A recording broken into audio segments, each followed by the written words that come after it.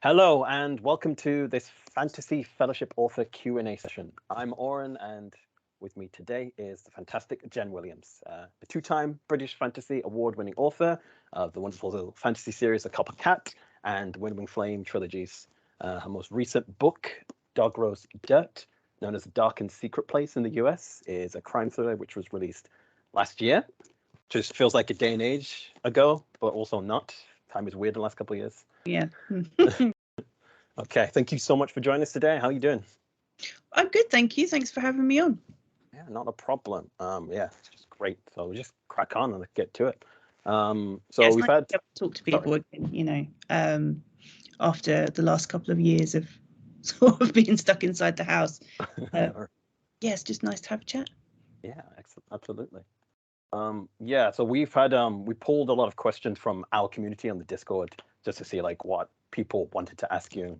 That'll form some of the questions that we're asking today. So first is, who would be your dream casting for Vintage Tor and Noon if there ever was an adaptation? And if so, would you want like a live action or would you want something animated? Yeah, I mean, I'm a big animation nerd, actually. I really do love my cartoons. So I guess my kind of dream adaptation would be a kind of anime series of the Wind Wing Flame, possibly by Studio Ghibli. That would be amazing. Yeah, it would be pretty cool. Because that particular, sort of house of animation was a big kind of inspiration for the books in the first place. So definitely, I think that would be my dream come true. Not especially likely, but we can hope. Otherwise, I think if it was a live action. If it was a live action version of it, I would like. I don't know. It's very hard for me to put actors into the roles because you see the characters in your head, and they don't really look like anybody you know. So you're kind of trying, I guess, to find the best fit for how you see them in your head, which is really tricky. But I know Vintage, definitely right from the first draft, I always kind of imagined her to be a bit like Gina Torres. Yeah, kind of. Yeah, Firefly was probably, it was a big deal kind of as I was writing the first draft, I guess everyone was still talking about Firefly. She's just brilliant, obviously, in everything. And I specifically remember her in Hannibal, the sort of the range of acting and emotion she can do. I think she would just be an awesome Vintage, definitely. Otherwise, there was also The Outsider, the TV series The Outsider, the lady who played Holly Gibney, whose name I can't remember now. I'm sure I wrote it down. Hold on. Did I write it down?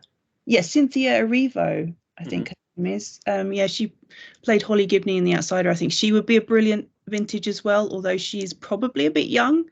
I think she's probably in her 30s. So, but Hollywood magic, they could make her look a bit older. Otherwise, Tourmaline, again, a difficult one to cast, especially because he's Eboran and they're supposed to look a little bit not inhuman, but they're not obviously human in the way the other characters are. So always difficult to cast that. But I always have kind of imagined Daniel Henney to be a potentially good Tourmaline. I'm trying to think he was in the Wheel of Time recently, the TV series, playing, the best character in it, basically. So that was great for me, seeing him, being a badass in a fantasy film. I was like, yes, that's exactly what Tourmaline would be like if I ever got that TV series. And then Noon, again, is very tricky for me because she has this very specific look in my head that doesn't necessarily translate to actors. But having watched the most recent Predator film, Prey, I think Amber Midthunder would be an incredible Noon. yeah, because she is, she's just got that kind of badassness about her, especially in that film, obviously. Yeah, so I guess that that would be my dream casting, if there ever was, fingers crossed, a TV series. Yeah, actually, it's I'm similar when I read books that I can't really picture any kind of actors matching onto the characters. But as soon as you said all of your casting, especially like Daniel Henney, I was like, actually no, that seems quite perfect for all of Yeah. them. Yeah. Yeah, I mean, the main thing with Tourmaline was he would need to be like this incredibly beautiful man, and Daniel Henney is definitely that. So yeah. Indeed. Okay. Fantastic. Okay, so next question. What inspired you to blend fantasy and sci-fi so beautifully in the Wind and Flame trilogy? Is it from your love of the genres? You wanted to see them together? Thank you. Yeah, that was, I would say that kind of came naturally out of the first draft. And I think it's probably because, as you say, I love both genres so much. So when I was writing the first draft, and it was in a fairly messy state, I guess, that sort of when you're about 50,000-60,000 words in, and you're still trying to figure out really what the book is about and how it's working, how the world works. And I had this scene where Vintage has to go and explore essentially what is the kind of crashed craft of the Duralea, and she gets to walk around inside one.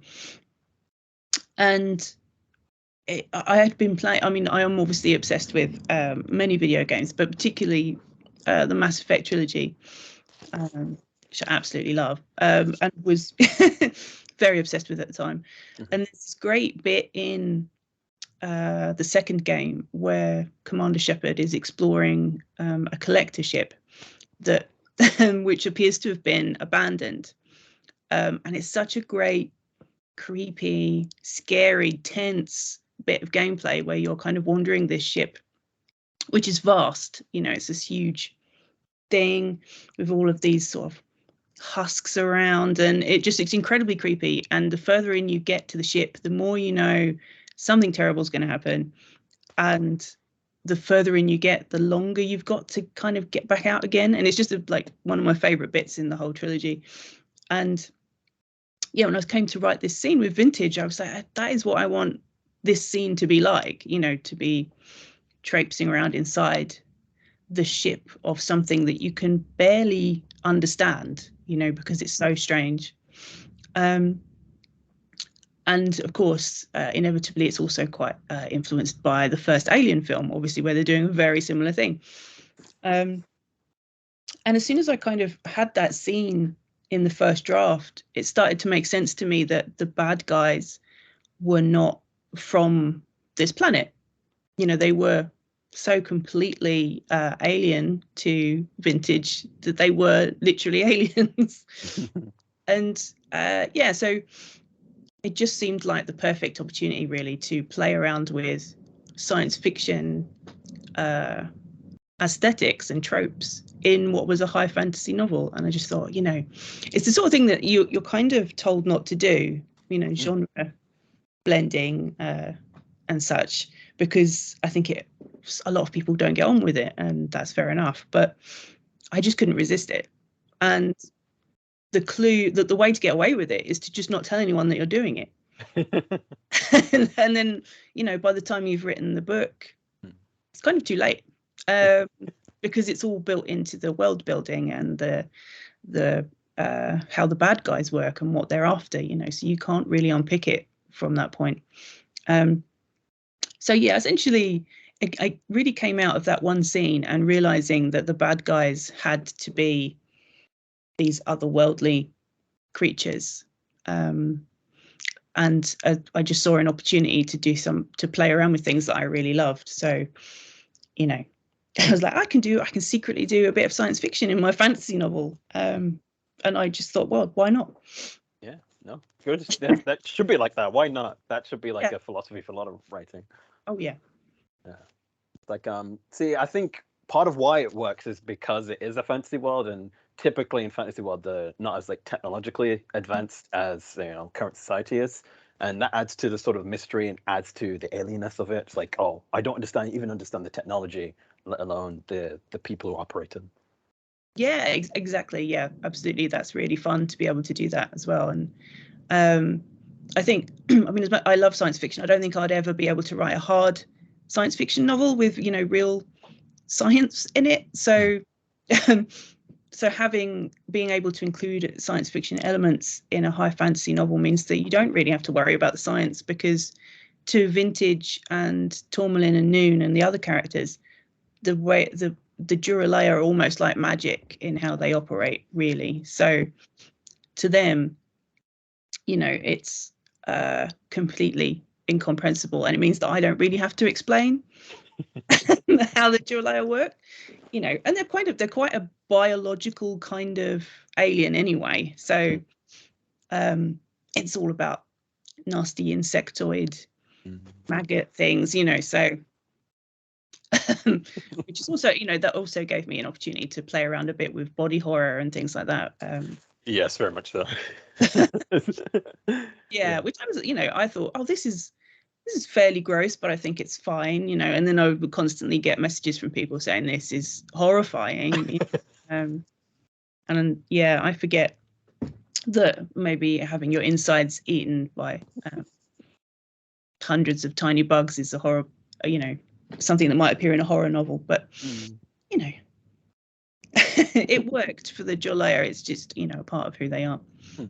Yeah, fair enough. Yeah, I think it does work. Like, I'm not really that drawn to horror, but I don't know, I just couldn't put it down because I'm just seeing all the terrible things, and also like the green slime, not to give away too much, but kind of preserves whatever's caught in it. I just thought it was really so bone chilling. It's really unsettling. Good, I'm glad. Yeah, I mean, there's a lot of creepy stuff with the Duralea, and that's the fun thing about having a totally alien villain, is that you can give them all this like really nasty stuff that they do, and you can really push the boundary of it, which I love doing. Good. Okay. Right. So moving on into the next question and talking about your previous trilogy, the Copper Cat. Thing I really kind of was really drawn to and really kind of made me love it is the way the world and characters are drawn. Makes it feel like it's sort of like a tabletop game. If you could you talk about how, if at all, tabletop has inspired your writing? Well, yeah, I mean, a lot of people have said that to me about the Copper Cat books, and the funny thing is, I had never played any tabletop games. No, when I was writing the first book, I hadn't played any Dungeons and Dragons. Obviously, I was very aware of it because I'm a fantasy fan. I've seen other people play it. I always wanted to play it, but I think as quite a shy person, especially growing up, the idea of kind of doing a role play with other people was horrifying to me. But I think where that comes from is there's two things really. That when I was writing the Copper Cat trilogy, I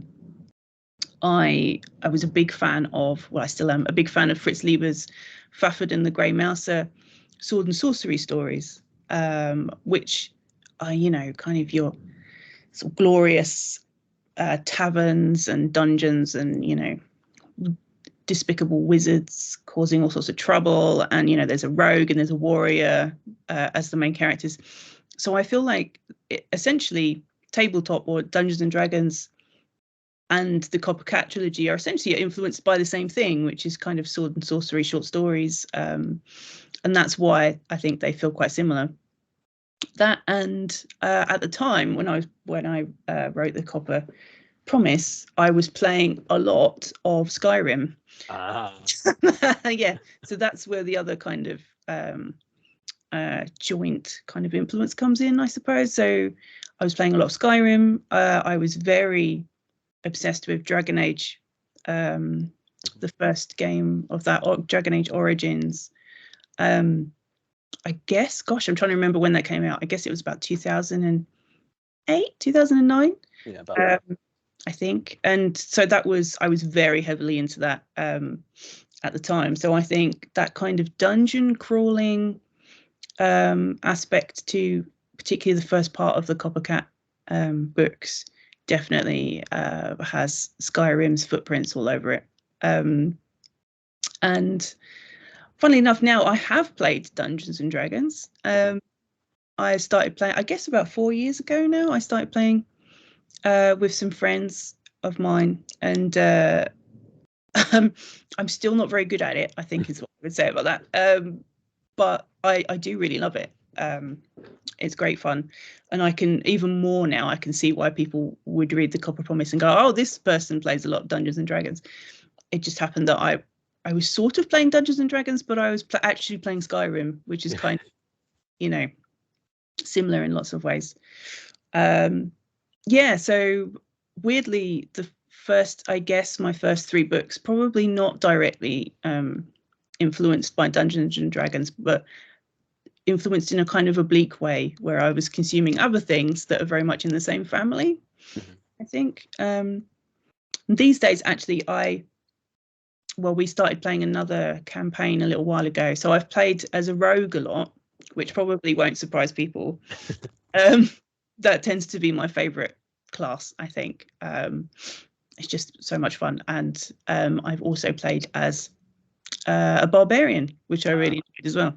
I think I lean towards the non-magical classes, I think. I think that's probably because I'm lazy and can't be bothered to learn how you cast spells, because that seems a bit complicated. And I just like hitting people with an axe is so much more straightforward. Yeah. No, it's valuable. Like we need players to kind of be tanks, and I usually play physical classes as well, fighter, rogue, barbarian. Yes, they're good, aren't they? Yeah, it's a lot more straightforward, because especially something like wizard, where it's just all these spells, and then every level you're learning new spells. It's just a lot to manage, and especially when you're new, it's just really overwhelming. Yes, yeah. I don't think there's any way I'd remember to use the right spell at the right time, basically. Although I have played a couple of short one-shot things as a warlock, which was quite fun. And I think I liked that because with a warlock, you're drawing down your power from, another entity, which is quite, sort of gives you an opportunity to, be an agent of a demon kind of thing. And I was like, yeah, I'm quite into that. But the magic, trying to remember all the spells and stuff, not so much. Oh, okay, fair enough. Yeah, love to be a tank. Tanking is great. Tanking is great. Just stand in front of the enemies and take damage and deal damage. That's good. Yeah. It makes you feel really useful as well. Yeah. Even when you're down, it's like, I did my time. Yeah, I've done, I've softened everyone up for everyone else. So, yeah. Okay, fantastic. Well, I guess it's formed part of your answers already. So just want to ask what sort of games you're playing now, and what sort of games you're looking forward to play. Well, I've just a couple of weeks ago finished playing the 4th God of War game, which I don't know why I'd never played it before, because it came out, I guess, in 2018 maybe.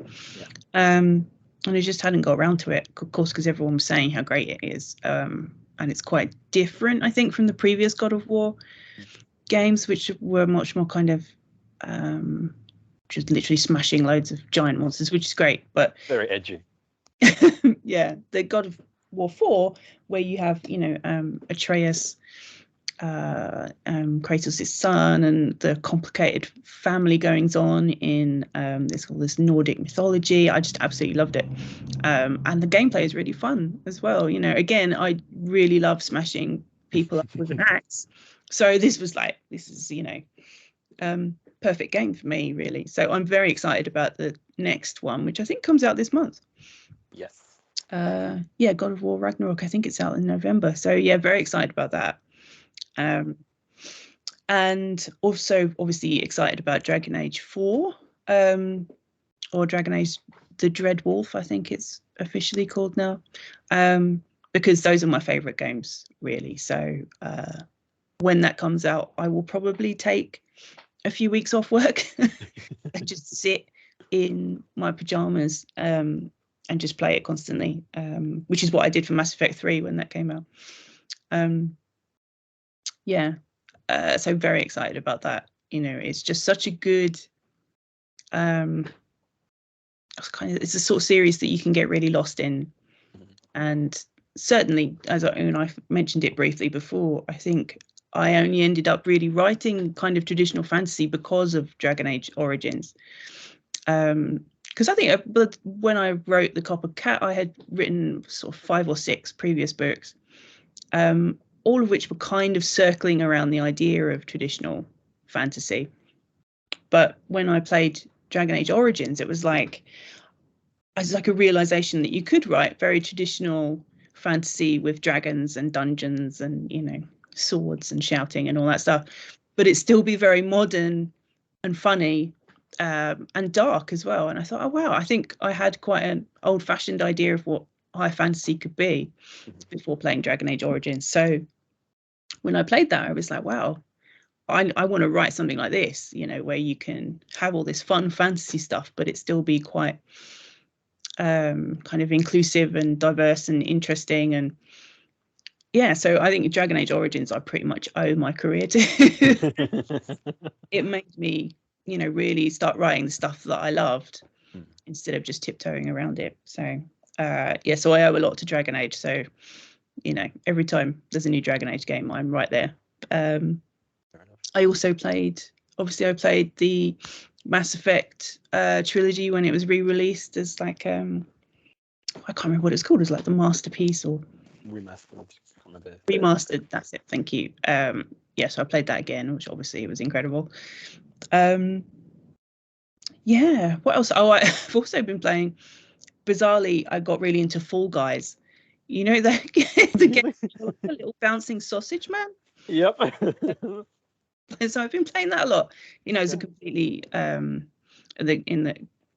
big contrast to the stuff that I usually play, which is really fun. It is fun. It's one of those games that is something you can't tear yourself away from, but induces a lot of rage because of the little legs just falling off all the time. Bouncing off things, side stuff. It makes me often very angry. There's a lot of shouting goes on. Literally. Sorry, go on. No, I was just, it actually reminds me of playing many years ago, playing Super Mario Sunshine, which also used to induce enormous amounts of rage in me because of constantly falling off things. But it is fun in a kind of blood pressure heightening kind of way. So I've been playing that a lot and waiting for the next God of War game. Basically, that's been what we've been up to. Fair enough. Okay. Yeah, I'm also excited for God of War. Just a quick note. This interview should come out sometime in December, so it's going to be a bit of time travel. Okay. So hopefully, by the time people are watching this, it should be out, and hopefully I have opinions about it. But yeah. Oh yeah. Well, we'll see, I suppose, won't we? But, Oh yeah, Elden Ring was the other thing I've been playing, right, which I'm terrible at. Which I guess is kind of the point. I've put it on hold a little bit while I was playing God of War 4, because that's so much easier than Elden Ring. But I have to say, I did really love what I've played of Elden Ring. I mean, it's an extraordinarily weird, unsettling fantasy world, and I kind of love that you don't know what's going on either. There's something really refreshing about being dropped into this world with all sorts of really weird stuff, and then just being given no context for it at all. So just wandering around, getting murdered by like wolves that drop out of the sky, or like giant hand monster, or there's like an air balloon that drops skeletons on you. There's no, I mean, I guess there might well be explanations for stuff, I think probably hidden in the items that you pick up and stuff if you read all the lore, but I mean, none of it is really explicit. You're just sort of dumped into this world and kind of get used to the idea of repeatedly dying. But I loved it. I quite like stuff where you don't really know what's going on, that makes you work for it. Makes you constantly trying to figure out, what's the logic here, what's the backstory. And I almost quite like the idea that you might never find out as well. You might just, crash around that world, reach the end, and then at the end be, well, I'm none the wiser, but it was a great time. So yeah, honestly, that's such a common experience from that developer. But yeah, I kind of like it as well. Like I before was like, oh, I'll never play a game like that. I need to know what's happening. And as I've got older, I started trying those games. I'm like, actually, no, this is fantastic. And if you do work, you actually see the bigger tapestry is a lot more intricate than you've realized. And when you start piecing it together, it's just like these flashes of insight. You're like, wow, this is really, really cool. Yeah, 100%. I think I really want to get back to it actually. Probably after the next God of War game, I will probably go back, I think, and try and remember what on earth was happening. And yeah, but yeah, such a fun game. And the fact that you can pick up all these different swords and a variety of extremely weird weapons that do all sorts of things. Yeah, I just love it. It's properly weird fantasy, and obviously I'm always going to love that. Yeah, absolutely. Okay, right. Yeah, so we've just sort of completely gone on a tangent, but that's fine. Sorry. Yeah. No, it's great. This is great. I do tend to talk a lot about video games, given half the chance. Honestly, I'm the same. So yeah. But yeah. Right. So yeah. Actually, so your most recent book, Dog Rose Dirt, completely different to your other 6 books. It's a thriller. Love it if you could just talk a bit more about changing genres, how you felt about that. Yeah. What made you decide to do it? Yeah, it was. I had just come to the end of writing the Poison Song, so the last book in the Winnowing Flame trilogy. So that was 6 fantasy books, kind of in as many years, I guess, and they were quite long and involved. And I got to the end of the Poison Song, and I just thought, if I have to write another magical battle with things that can fly, I will lose my mind. So I thought it would be really nice to have a kind of break, I guess, from writing really long, complicated, magical fantasy battles. I thought, well, what, talking to my agent about it, Juliet, who's great, and we both are really interested in crime and true crime. We both read a lot of crime, both read a lot of stuff about morbid things,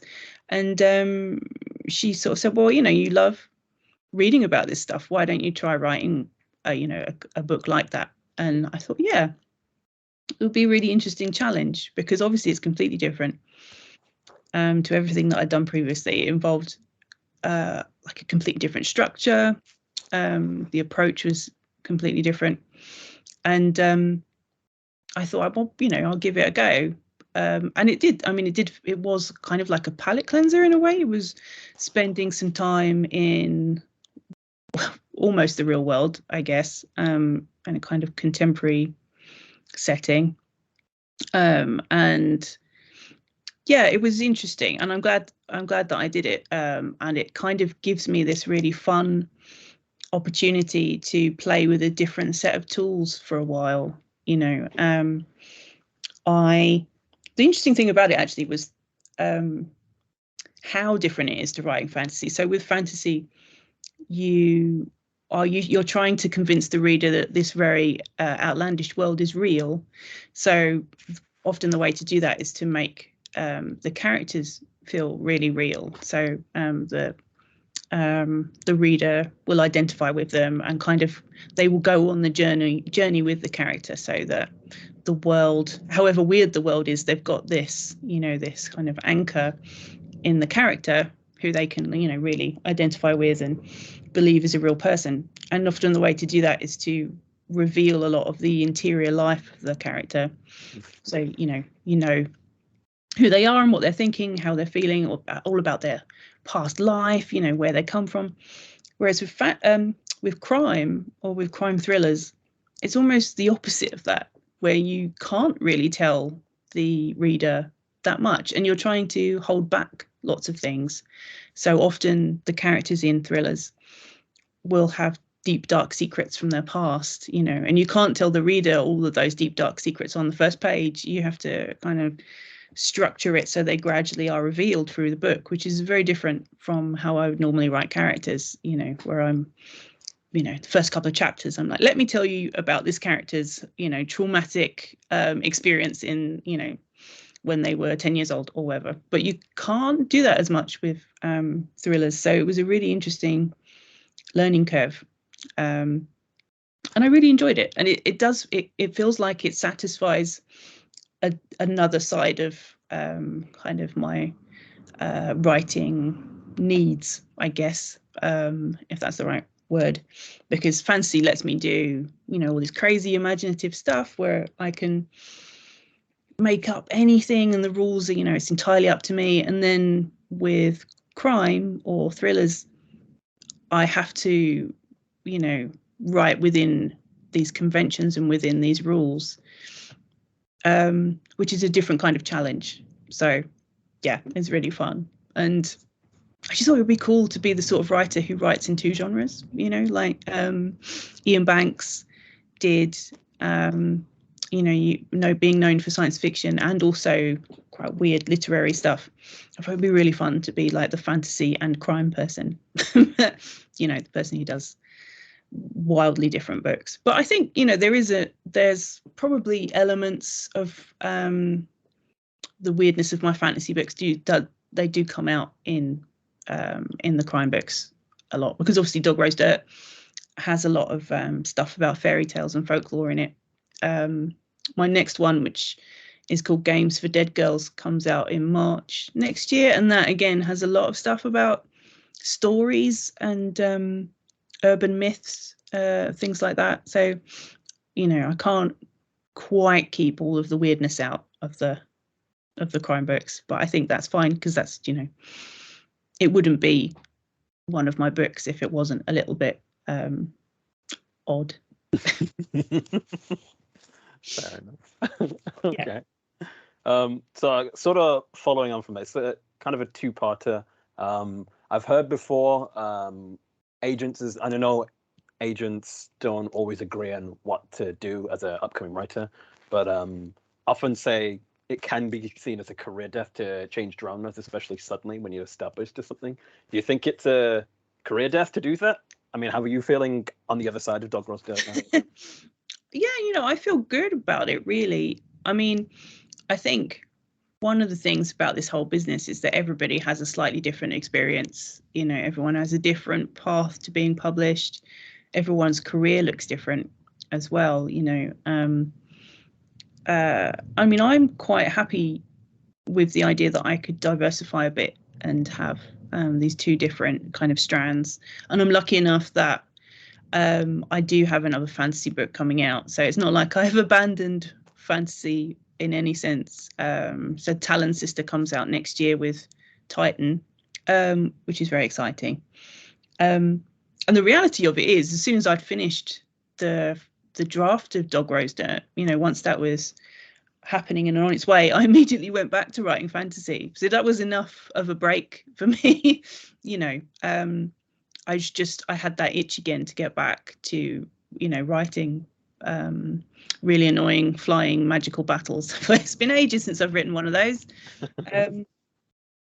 Yeah, and I think it just works quite well for me. I mean, it is different for every writer, and I think it probably happens more often than people realise as well. You know, writers hopping genre, because often people change their author name for a new genre, which I decided not to do because, you know, just difficult like that. And you know, and sometimes I think people move around genres because I think you don't want to get stuck writing the same thing over and over again, for one thing, because it will become, you know, difficult and boring as well. And I think as soon as you're finding the writing boring, that's when the book is going to become boring. You know, the readers will be able to tell that you're fed up with it.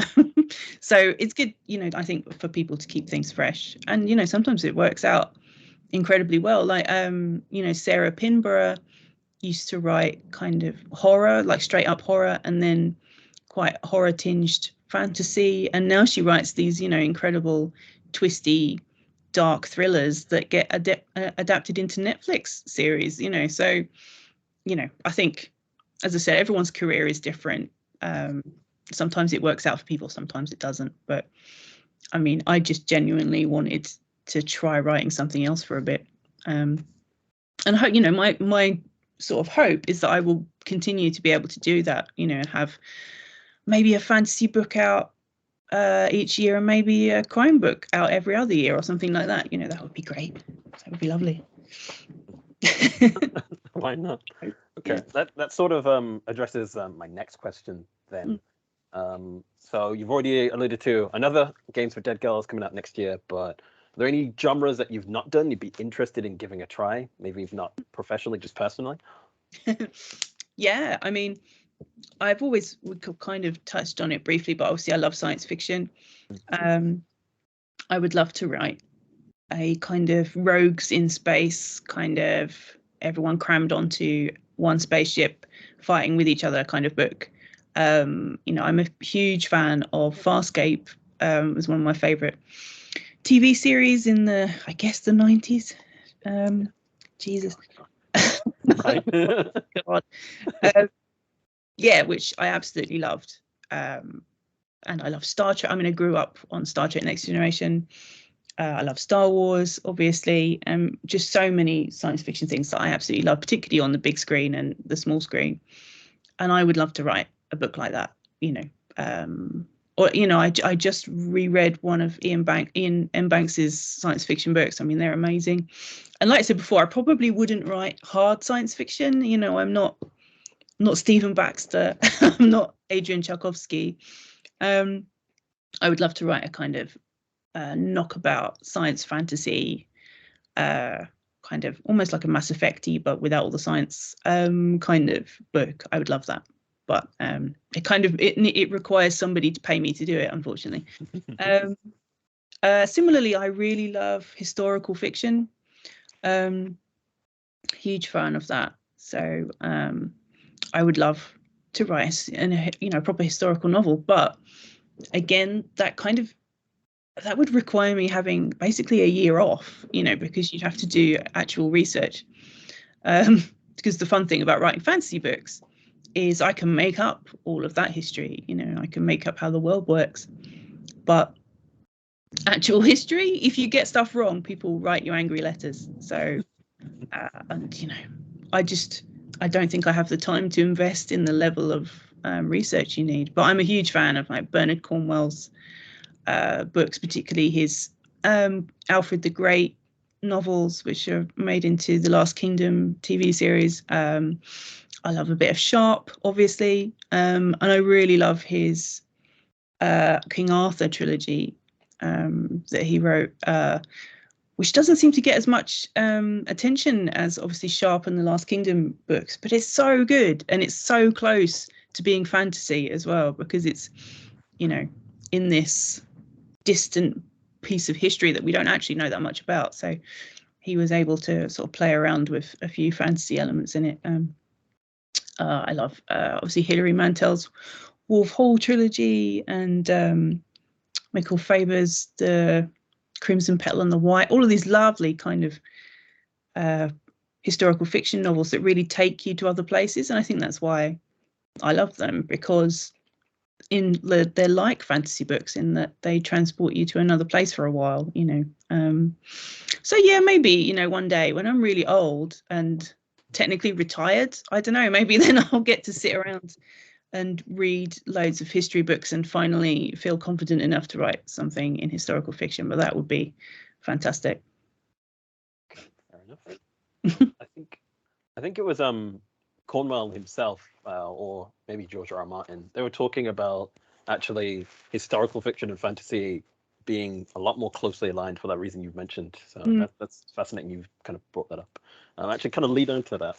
Actually, so were you going to say something? Sorry. No, I was just saying that.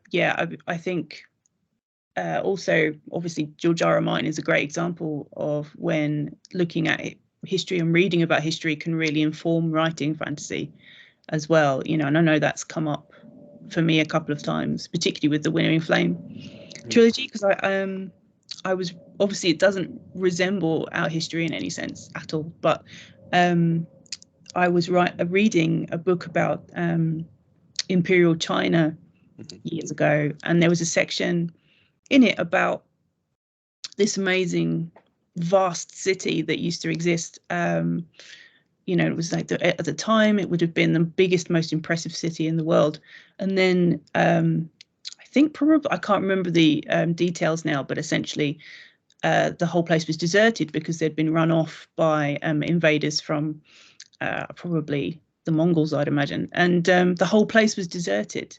And there was just this great little kind of line about how, you know, you'd have all these weeds growing up through the pavement, and there were wolves, you know, in the ruins, and that was really the seed that started the Winnowing Flame trilogy, because I had this sudden urge to write about this city. You know, why was it deserted? And that city became kind of Ibora, basically, and the Iborans, you know, having to, well, essentially all dying out because of the, well, for various reasons. But that, yeah, so that was, you know, that was direct inspiration from a fantasy book, from a history book, sorry. So yeah, I think they are kind of really interlinked, because often that's where we get our inspiration from. Yeah.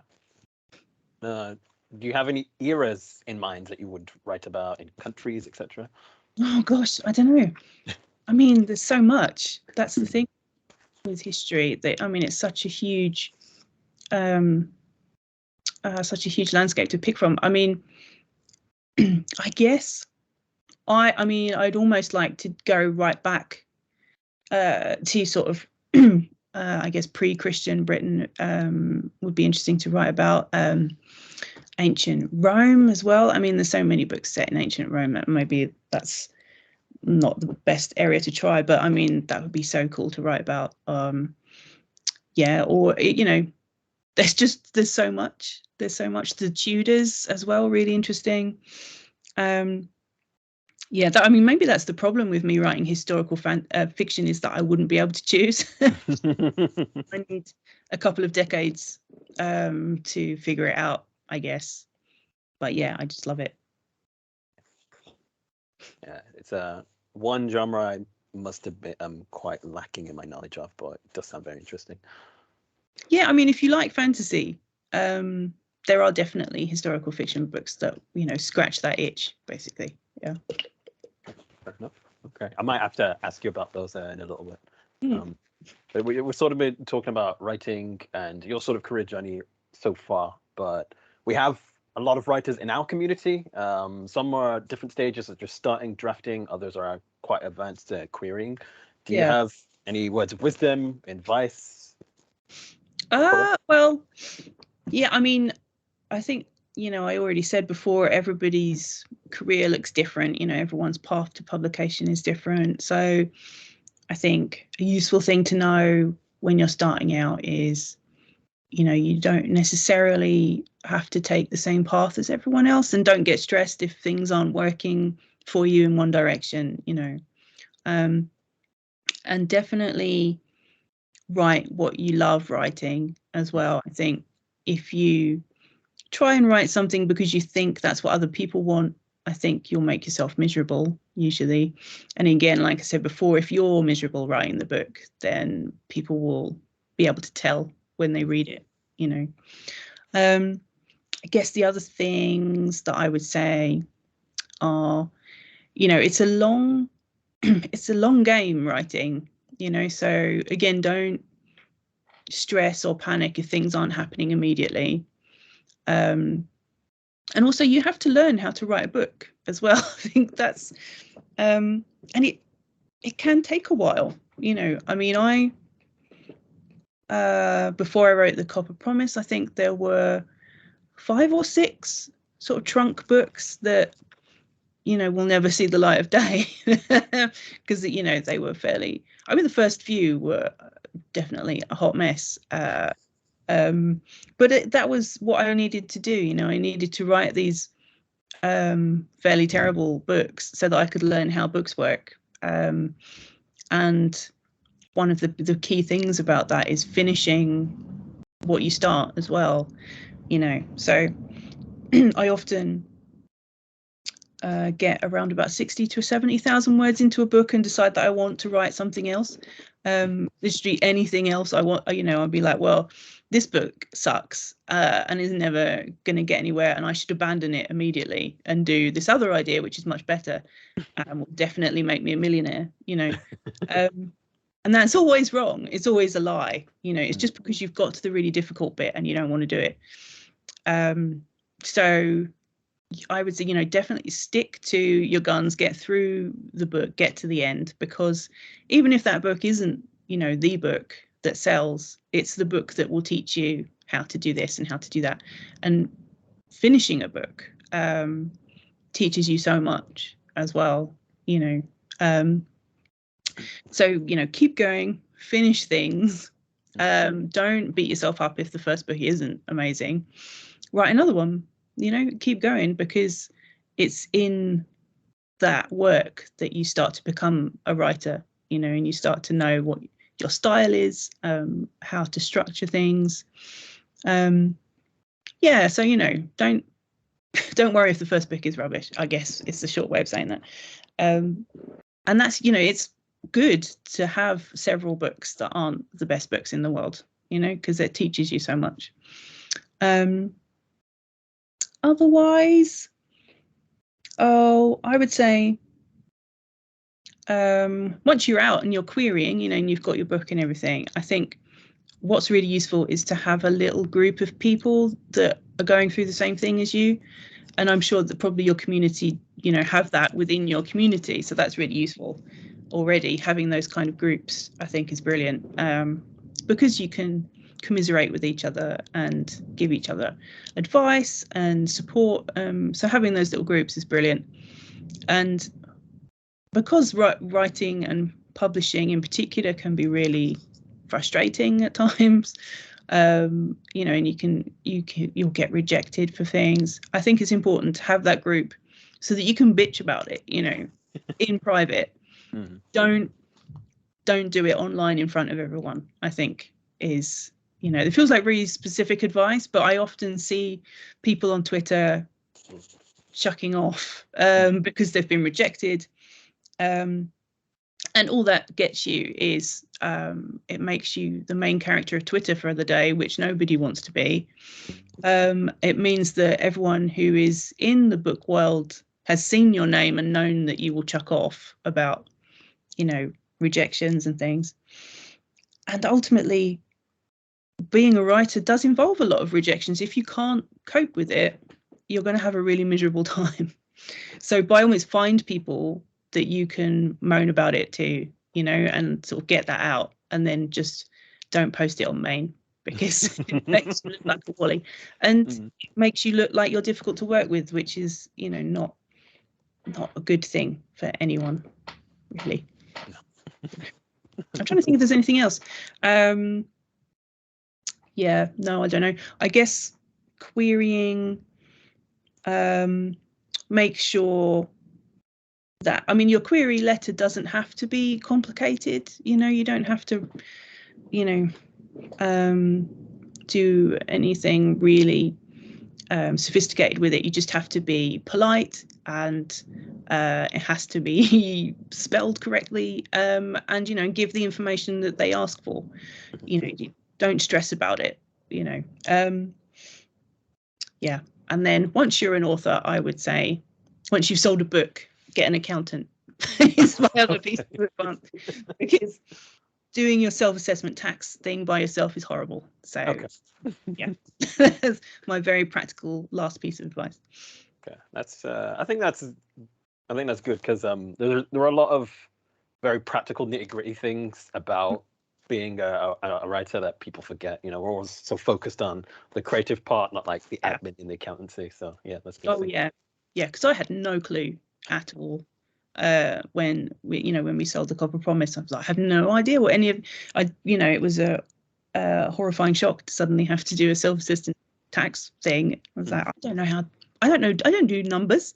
You know, I'm a writer because I can't do numbers. You know, that's, you know, always terrible at maths. Don't understand tax. So I kind of, there was a few years where I kind of slogged through it. But then eventually I kind of decided to bite the bullet and got an accountant. It's so much better. It's so much better. I don't have to worry about it. You know, he understands numbers. I don't have to. It's great. Right. Fantastic.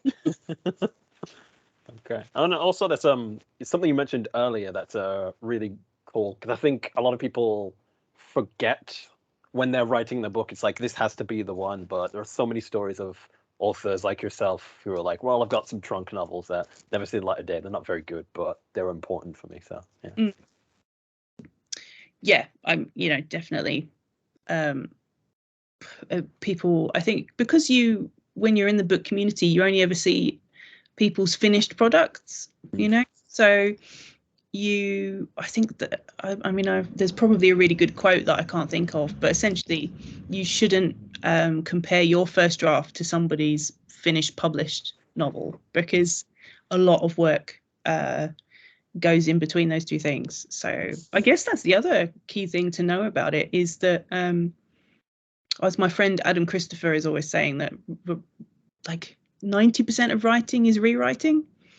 So, you know, that editing and redrafting is such a huge part of being a writer, you know. So first drafts are always going to be wobbly, they're always going to be messy, but you fix that with multiple drafts basically. And then if you're traditionally published, you will be edited as well. You have a structural edit, you'll have a maybe more than one structural edit, you know. Then you'll have a copy edit, which I personally hate, but you know, it has to be done.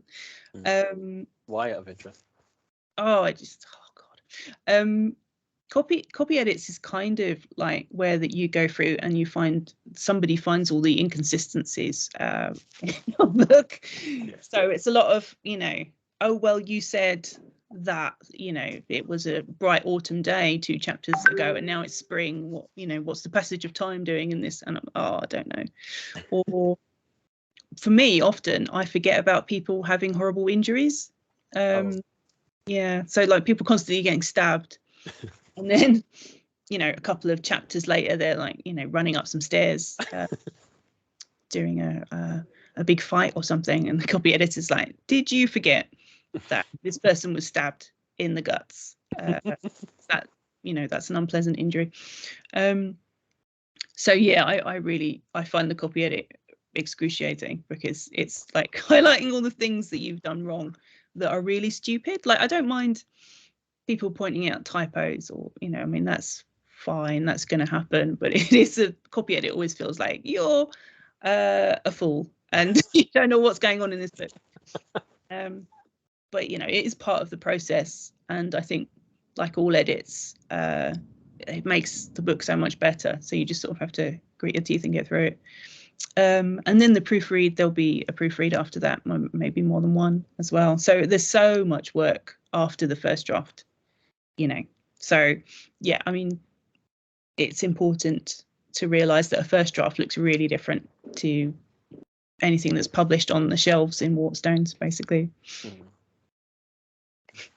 Yeah, I think it was Neil Gaiman who said, I'm going to paraphrase it because I don't remember the exact quote, but it's like, the first draft is essentially a mess, and the second draft is, or later draft is, when you make it look like you knew what you were doing the whole time.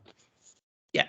But yeah, and that very much applies with fantasy as well, because, well, for me anyway, because the first draft is often me figuring out the world building, and you might have a revelation about the world building, you know, like 80,000 words in. So then you're like, okay, in my second draft, I will go back and make it look like I already knew about that at the beginning, you know. And that's why second draft's almost the most important bit, I feel, sometimes. And it's kind of my favorite stage, you know, because then you get to go back and make yourself look clever, basically, for the second draft. You're like, oh yeah, I figured all this stuff out now, so I can make it make sense. Okay. Definitely. Running close to time, so we'll just think about wrapping up soon. I do have a cheeky question. It's okay if you can't answer, because I know sometimes you have to be a bit hush-hush, but you do have some books coming along the way, including a new duology. Could you talk a bit about it? Yes. Yeah, so Talon Sister comes out next September, I think. Again, I mean, it's in really early stages at the moment. So we were just talking about the edit process. I've only just, I think I'm due the structural edit, so the first edit, in a couple of weeks. So it is really at that first draft stage where it's a bit messy. So it is kind of difficult to talk about it. But it's, what can I tell you? It's kind of inspired by very, very ancient Britain. So kind of Britain before the Romans arrived, basically. So it's a period of history we don't know very much about, but there are all these kind of lovely little clues and glimpses and things that I really, but for me, were like, wow, this sounds like this is the basis of a fantasy novel. So things like there were lots and lots of kings and queens. There was all these different kind of tribal groups. They used to, they had chariots, they had war chariots and stuff like that. And I'm like, this is amazing. I can't remember the name of the book that I was reading, but I read a book that was a history book about pre-Roman Britain. And there was this tiny line in there about how they believed that in the north of England, or possibly in actual Scotland, there were griffins, and they were hiding loads of gold up there. And that's what the griffins did, was they sort of protected the gold. And I thought, that is brilliant, and that was kind of the seed for it. So it's not in any sense historical fantasy. It's not actually based on any kind of real history, but it is inspired by that kind of period, I guess. So what else can I tell you? Probably what else can I say? It's one of the main characters she's a living magical weapon. And she was part of a great army, and she leaves the army to kind of find out some stuff about her past. There's a lot of griffins in it, obviously, and they're really fun to write. And there's an assassin, because can you have a fantasy book without an assassin? I'm not sure. But again, he's a complicated character. It's difficult to talk about it properly, but I'm quite excited about it. It's interesting to be writing a duology for a start. So so I'm excited for it to come out. Still a lot of work to do on it, obviously. So yeah, including a copy edit that I will hate, obviously. Okay, so it's sounding very interesting. Can't wait to actually get to read it. So just the last question now then. Do you have any book recommendations for me, for the community? Yeah, well, so I mean, I always have these sort of go-to recommendations that probably people have already read, if you're a fantasy fan. So obviously all of Robin Hobb's books. Yeah, exactly. Everyone's read that, because she's amazing. Particularly, I really love the Life Ship Trader books. They're so vivid and weird. And yeah, and I think that the thing that I really loved specifically about those ones was how well she ties in the world building with the characters' journeys. The way that all comes together in the last book is just incredible. Obviously, I love all of her Fits in the Full books as well. They're all brilliant. More recently, I read She Who Became the Sun by Shelley Parker Chan, which I absolutely loved. I mean, I almost felt like that book was written for me, because it is a kind of historical fantasy. It's set in in a period that I personally find really interesting. And it was this great kind of character piece, with the monk and the oh gosh, I can't remember anyone's name now because my brain is not good at retaining names anymore. But there was the bad guy on the other side, you know, who had all these ghosts around him all the time. And I was like, this is brilliant. I love it. So that was fantastic. Really enjoyed it. I also recently read The Jasmine Throne by Tasha Suri as well. That was great. Really kind of refreshing, interesting magic that I hadn't really seen before. And just this great kind of political, all these political machinations alongside, you know, really heartfelt character conflict and stuff. That was brilliant. Really loved it. Yeah, I guess those are the two fantasy books that stick in my mind that I've read recently.